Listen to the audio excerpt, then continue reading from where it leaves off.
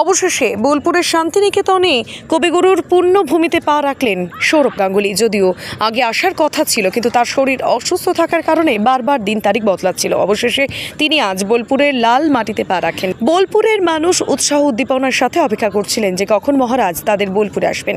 মহারাজ তিনি তার সময় মতো বোলপুরে এসে পৌঁছন বোলপুর ডাক বাংলা স্টেডিয়াম মাঠে উপস্থিত হতেই মানুষের উৎসাহ উদ্দীপনা ছিল চোখে পড়ার মতো। বোলপুরে এসে রবীন্দ্র প্রতিকৃতিতে মাল্যদান করেন তিনি। এদিনের এই মহত্বপূর্ণ অনুষ্ঠানে উপস্থিত ছিলেন রাজ্যের মন্ত্রী চন্দনা সিনহা, এসএসডি এর চেয়ারম্যান অনুব্রত মণ্ডল, সুদীপ্ত ঘোষ, পৌরসভার চেয়ারম্যান পর্ণা ঘোষ, বোলপুর পৌরসভার বিভিন্ন ওয়ার্ডের কাউন্সিলরগণ এবং বিশিষ্ট ব্যক্তিবর্গরা। অনুষ্ঠান শেষে সাংবাদিকদের মুখোমুখি হন অনুব্রত মণ্ডল। তিনি জানান, পথ না পেলে অম্বল হবে না, জেল খেটেছি তবু দল ছাড়িনি। তিনি আরও জানান, মমতা বন্দ্যোপাধ্যায় নিজে রাজ্যসভার এমপি হতে বলেছিলেন, তবু রাজি হয়নি। বলেন, অন্য দলে গেলে জেল খাটতে হতো না, তৃণমূলে আছি, তৃণমূলেই থাকবো।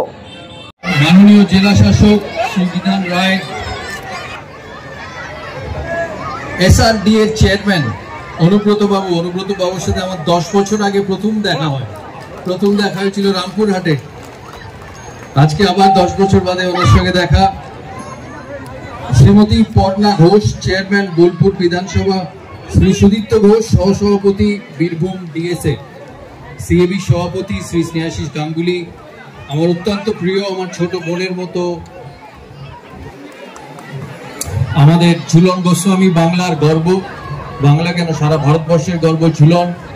এই মঞ্চে বাংলার অনেক প্লেয়ার আছেন, মহিলা প্লেয়ার আছেন যারা বাংলার হয়ে ভারতবর্ষে খেলেছেন। আচ্ছা, অনুব্রত বাবু বলছেন কোচিং করে দিতে, তো বাংলার অনেক মানুষ আছেন এখানে যারা এই মঞ্চে আছে। বাংলার অনেক মহিলা প্লেয়ার যারা ভারতের হয়ে খেলেছে, লোপাদি আছে, গার্গিদি আছে, মিঠুদি আছে, কেয়াদি আছে, যারা ভারতের হয়ে বহুদিন খেলেছে। সিএবির প্রাক্তন সচিব শ্রী বিশ্বরূপদে, সিএবির প্রাক্তন কোষাধ্যক্ষ আছেন এখানে শ্রী দেবাশিস গাঙ্গুলি পেছনে, সিএবির প্রাক্তন ভাইস প্রেসিডেন্ট আছেন রবি মিত্তির আমাদের, উনি আছেন স্টেজে। আর সিএবির আমাদের সকল মেম্বারদের যারা এত দূর এসছেন এই বোলপুর শহরে। আমার প্রথমবার বোলপুরে আসা, আমার এই শান্তিনিকেতনের আগে কখনো আসিনি আমি, তাই বোলপুর শান্তিনিকেতনে প্রথমবার এসে আমার সত্যি আনন্দ লেগেছে। আশা করি বৃষ্টি একটু অপেক্ষা করবে কিছুক্ষণ সময়ের জন্য। আমি সুশান আর বীরদাকে আসার আগে বলেছিলাম, তোমরা খোলা মাঠে করছো, দেখবে বর্ষাকাল বৃষ্টি না এসে যায়। যাই হোক, আমার এই ডান দিকে এই সুন্দর নৃত্যশিল্প আমরা দেখলাম, এটা যেটা বোলপুর শান্তিনিকেতনের ঐতিহ্য এত সুন্দর রবীন্দ্রসঙ্গীতের সাথে নাচ গান। এই নাচ গানের মাধ্যমে আমাদের সিএবির সমস্ত মেম্বারদের এখানে আহ্বান জানানো হয়েছে।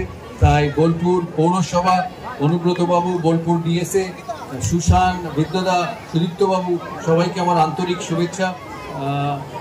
সুশান আর বিদ্যাধর বাবুর জন্য আমার দুটো বলার খুব জরুরি এখানে, কারণ তারা বহুদিন ধরে বীরভূম জেলা থেকে সিএবিতে আসে, খেলাধুলোর সঙ্গে জুড়ে আছে, বীরভূম জেলাকে তারা এগিয়ে নিয়ে যায়। এই আমাদের সুশান, আমাদের বিদ্যাধরদা, এনারা যবে থেকে আমি খেলার সাথে যুক্ত, খেলা ছাড়ার পর সিবি অ্যাডমিনিস্ট্রেশনের সাথে যুক্ত, ততদিন তারা আমার সাথে থেকেছে। আর আজও তাদের মতো এত লয়াল মানুষ পাওয়া খুব খুব কঠিন। আমি অত্যন্ত খুশি যে অসিত বাবু আছেন এমপি, উনি মাফ করবেন, উনি 4 কোটি টাকা দিয়েছেন এই জেলা ক্রিকেট উন্নয়নের জন্য, এই স্টেডিয়ামের উন্নয়নের জন্য। আশা করি এই জেলার ডিস্ট্রিক্ট স্পোর্টস ফেডারেশন যারা আছে তারা এই জেলার এই অর্থ ভালোভাবে ব্যবহার করবে।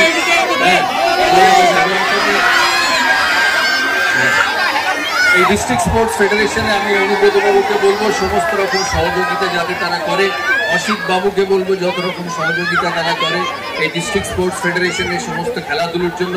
আজকে আমার সাথে স্টেজে অনেক প্লেয়ার ছিল যারা এই ডিস্ট্রিক্টের নাম উজ্জ্বল করেছে ভারতে, বাংলায়।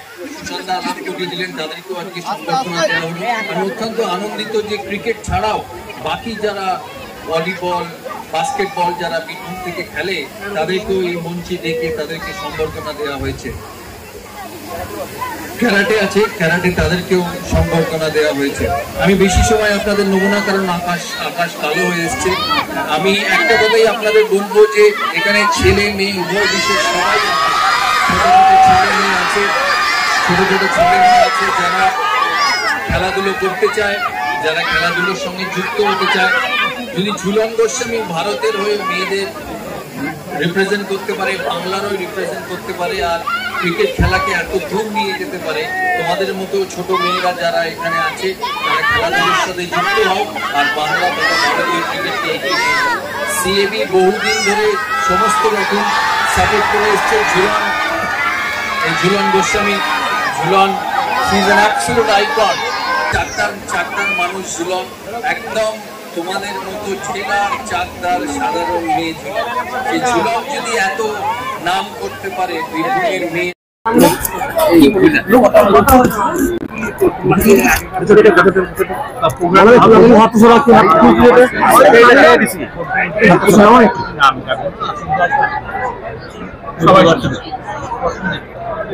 সম্প্রতি যে 500 জনের মধ্যে যোগ দিয়েছে বিজেপি থেকে,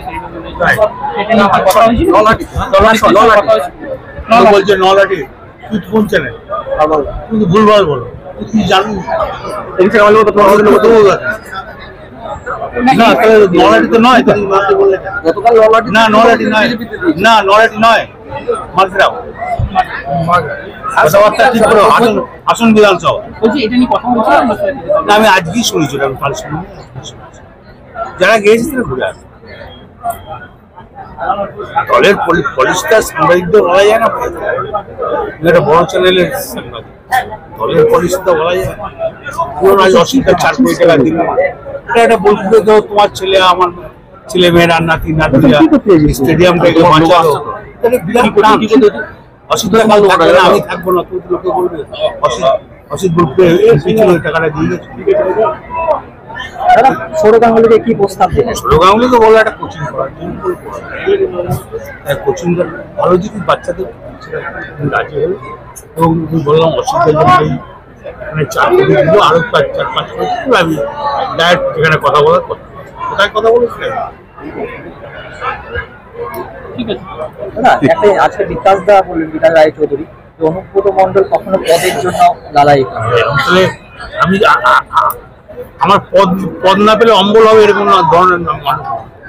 আমাদের মমতা ব্যানার্জি রাজ্যসভার মেম্বার করতে চেয়েছে, তখনই হয়েছে। আমি হলে তো অনেক আগে এমএলএ এমপি মন্ত্রী সবই হয়েছে। পদের ময় আমি করি না, আর পদ নিয়ে আমি চিন্তা ভাবনা। মানুষ সঙ্গে থাকতে পারলে, মানুষের পাশে থাকলে সেটাই আমার। মমতা ব্যানার্জি যা বলবে তাই করবো। জেল যখন খেটেছি তখন কোনোদিনই অন্য দলে যাবো, অন্য দলে গিয়ে জেল কাটতে হবে।